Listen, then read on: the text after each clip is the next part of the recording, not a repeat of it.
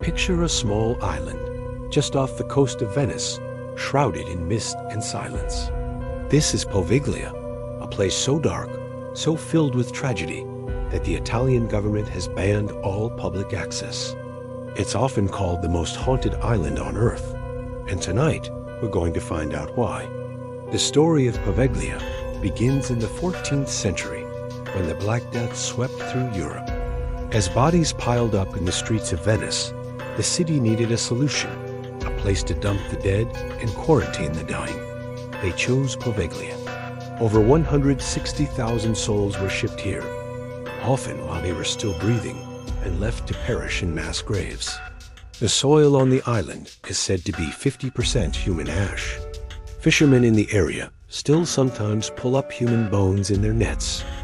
Imagine the terror, the desperation, the sheer volume of suffering that soaked into this tiny patch of land. But the horror didn't end there. In 1922, a mental asylum was built on the island. The location itself was meant to be part of the treatment isolation from the world.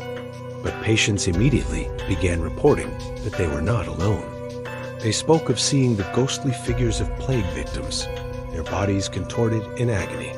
They heard constant whispers and blood-curdling screams echoing from the empty fields where the plague pits were located.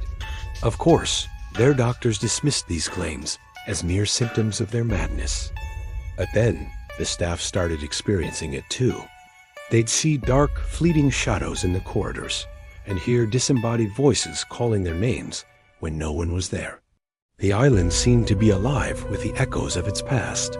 The asylum was run by a doctor who was infamous for his cruel and bizarre experiments. He believed he could cure insanity by performing lobotomies, using crude tools like hand drills, chisels, and hammers.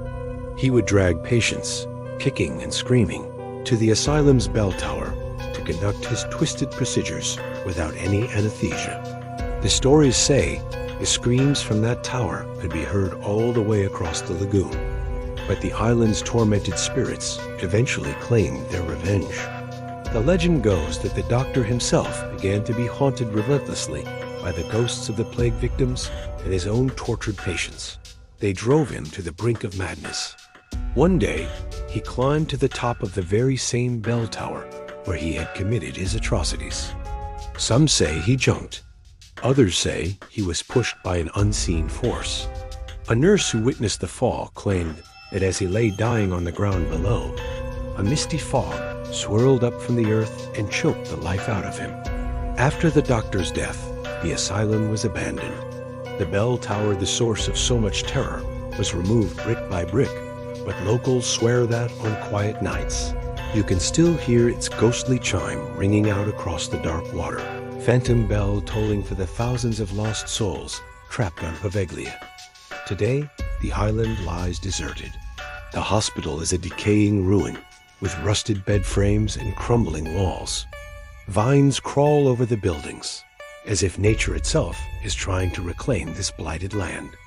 Paranormal investigators who have managed to gain access report terrifying experiences. They capture audio of screams when no one is there, see full-bodied apparitions, and are overcome by an intense feeling of anger and despair. One TV host was reportedly possessed, screaming and thrashing uncontrollably. Poveglia is more than just a haunted place. It's a scar on the face of the earth, a monument to human suffering. The air is thick with sorrow, and the ground is saturated with death.